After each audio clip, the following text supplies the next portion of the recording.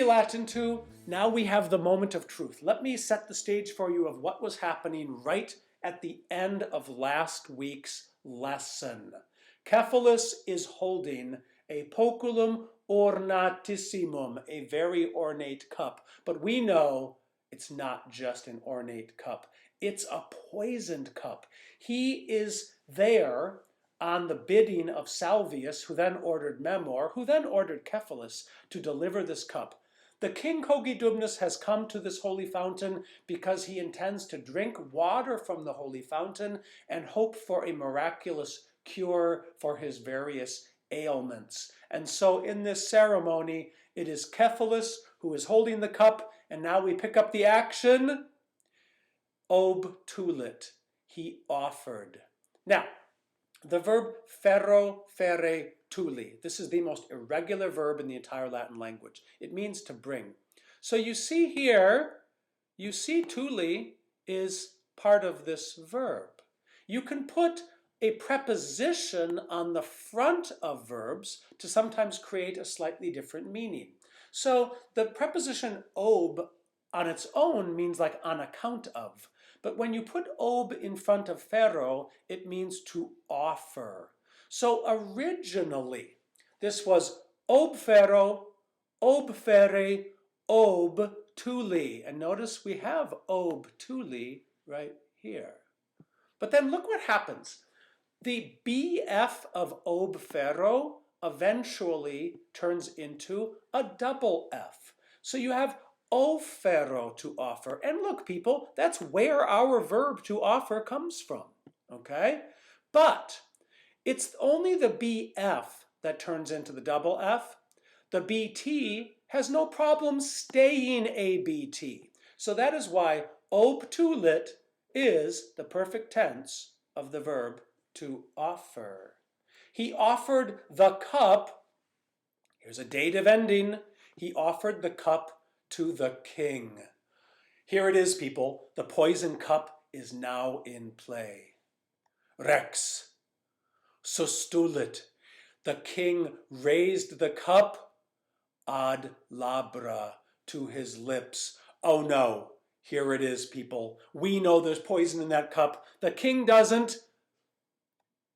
Subito Quintus, poculum conspicatus, manum regis prensavit et clamavit. Suddenly Quintus has saved the day so many times, people. Remember when he's the one who grabbed the spear and threw it and saved Cogidubnus when the bear was running at him? He also saved Felix when a boar was about to attack him.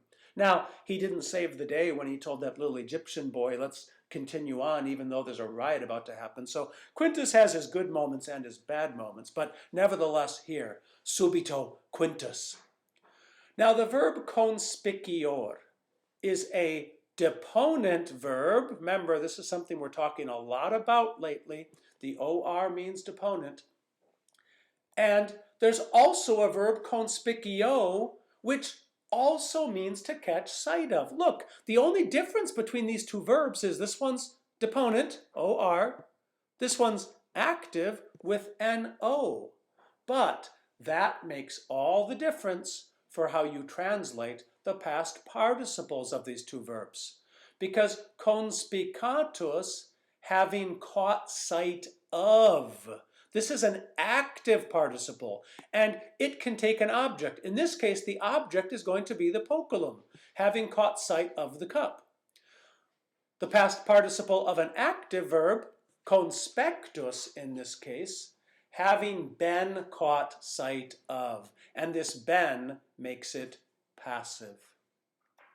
Suddenly Quintus, having caught sight of the cup, what did he do? He grabbed the hand of the king. The king was just about to drink some of it. Quintus grabs his hand, et clamavit, and shouted, Noli bibere, hoc est poculum venenatum. This is Quintus, he says, don't drink.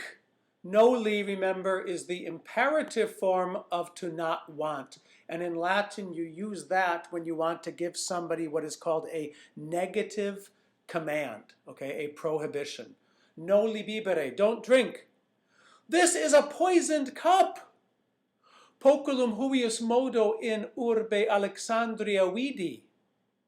So Quintus is telling us, I saw, remember the I ending in the perfect tense is also I. I saw literally a cup of this kind. Huius modi are the genitives, of this kind. Now, a cup of this kind, better English is, I saw this kind of cup. Where does Quintus tell us that he saw this kind of cup? In the city of Alexandria. Tum poculum Quintus inspicere coipit. Then Quintus, run to the end of the sentence for your verb, began. Now, began to do an action. We need an infinitive. He began to inspect. So, interestingly, look at the sentence, people. Then Quintus began to inspect.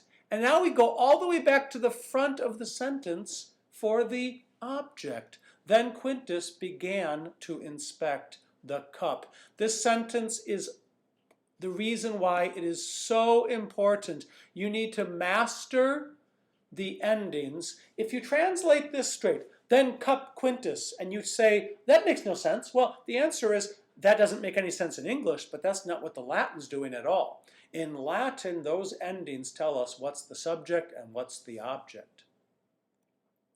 Cephalus tamen, poculum e manibus quinti rapere temptabat. Cephalus, however, temptabat, was trying, imperfect tense ending, people, was trying. To seize the cup. Rapere means to seize.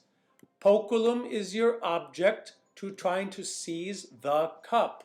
What was he trying to seize the cup from? A manibus quinti, from the hands, genitive, of Quintus.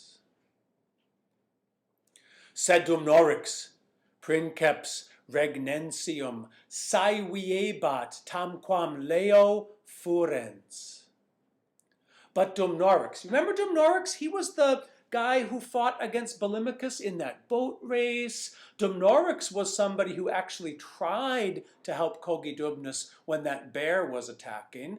And so Dumnorix he's an ally of Cogidubnus along with Quintus. Dumnorix, he is princeps regnentium, chieftain of the Regnenses, saeviebat. He was seething. Now, to seethe is to be very angry. What was he seething like? Tamquam leo furens, like a furious lion. Poculum rapuit et cephalo obtulit.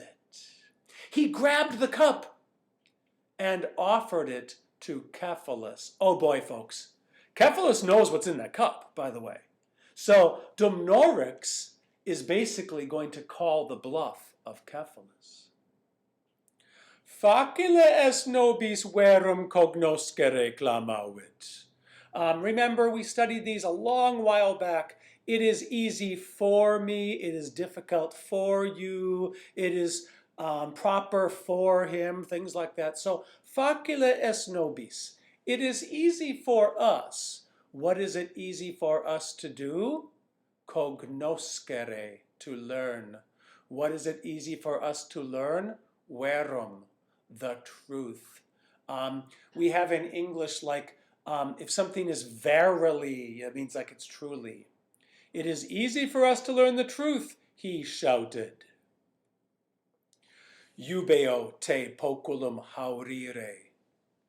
I order you. Now, what he's talking to Cephalus. What do I order you to do? Haurire, to drain the cup. This verb means to take a vessel, drain it of whatever liquid is in it, presumably into your mouth. Therefore, it means like to chug. I think was it Kyle who said that? Yeah, to chug.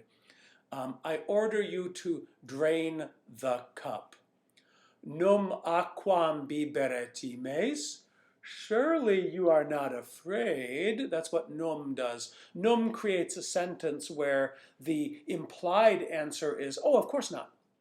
Num bibere, num aquam bibere times. Surely you are not afraid to drink the water aquam. Of course, that's what's supposed to be in this cup, right? Cephalus. A principibus coactus venenum hausit. Cephalus. Forced by the chieftains. Coactus is a past participle. Forced, having been forced. Forced by the chieftains, drained, that is to say, drank the poison. Oh, folks, remember what I told you last week? Someone was going to drink this cup.